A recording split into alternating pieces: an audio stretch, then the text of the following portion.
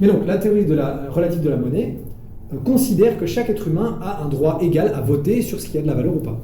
Et donc, dans la théorie relative de la monnaie, tout le monde coproduit une part équivalente de la base monétaire, non seulement dans l'espace, mais aussi dans le temps. Qu'est-ce que ça veut dire? Ça veut dire que tous les jours, vous recevez, par exemple, 10 euros. Okay, chaque être humain vivant, même les bébés, on reçoit 10 euros. Et puis cet argent se répartit quand il est dépensé, et là où il s'accumule, eh bien c'est là que l'humanité va, entre guillemets, bouger. Et donc c'est-à-dire que l'économie, là, à ce moment-là, reflète plutôt la somme de toutes les décisions individuelles des êtres humains à dépenser ce dividende universel, comme ils l'appellent, au quotidien. Et de là peut émerger alors ce qu'on appelle une intelligence, enfin ce que moi j'appelle une intelligence collective décentralisée. Vous voyez, c'est un peu le système de... C'est comme voir l'économie comme un financement participatif continu, tout le temps. Il y a des gens qui ont des idées, ils les mettent là, sur la place publique, les gens ont de quoi voter, entre guillemets, tous les jours, au quotidien, avec ce dividende universel, comme un revenu de base, si vous voulez. Et puis, ils votent pour les idées qu'ils considèrent être bonnes, et puis ces idées-là sont réalisées, et le jour suivant, vous avez de nouveau une nouvelle opportunité de voter. Le problème avec le système actuel, c'est que comme l'argent est injecté dans l'économie via un prêt, c'est les banques qui décident quelles idées ont le mérite d'être réalisées.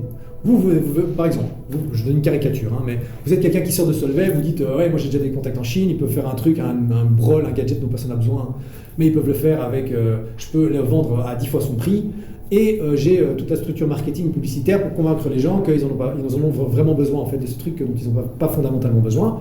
Ok, super, vous avez un super business plan, voilà 10 millions d'euros. Okay, si vous êtes un type un peu écolo qui veut restaurer un terrain, planter durable, etc., avec des plantes saisonnières, etc., vous allez à la banque, elle va vous dire mais et c'est quoi? Où sont les profits? Et votre croissance et votre projet? Et comment est-ce que vous allez générer de l'argent, du cash? Vous voyez, si vous n'avez pas d'idée par rapport à ça, vous ne serez pas financé. Donc il y a déjà un filtre sur quelles idées en fait arrivent même sur la place du marché pour que vous puissiez les acheter. Et donc on en arrive parfois à avoir le choix entre Coca-Cola et Pepsi, quoi. Vous voyez ce que je veux dire? Donc, vraiment une espèce de goulot là à ce moment-là. Et c'est pas que les banques sont méchantes, c'est juste la logique du système même. C'est-à-dire que comme vous devez rembourser avec un intérêt, vous devez prouver que vous savez générer cet intérêt. Donc c'est vraiment... J'espère que je suis clair, mais je ne suis pas en train de juger si un système est bien ou mauvais. J'essaie de montrer les logiques de la manière dont un système fonctionne et les conséquences que ça a. Et voilà, sans juger, et en disant que en fait, les banques, on en avait besoin de ce système à un moment donné pour rattraper, entre guillemets, notre retard de développement. Voilà, on va voir un peu plus tard. Mais à un moment donné, cette logique-là, c'est plus tenable, il faut faire la transition. Et c'est ça que j'explique ici avec ce nouveau système.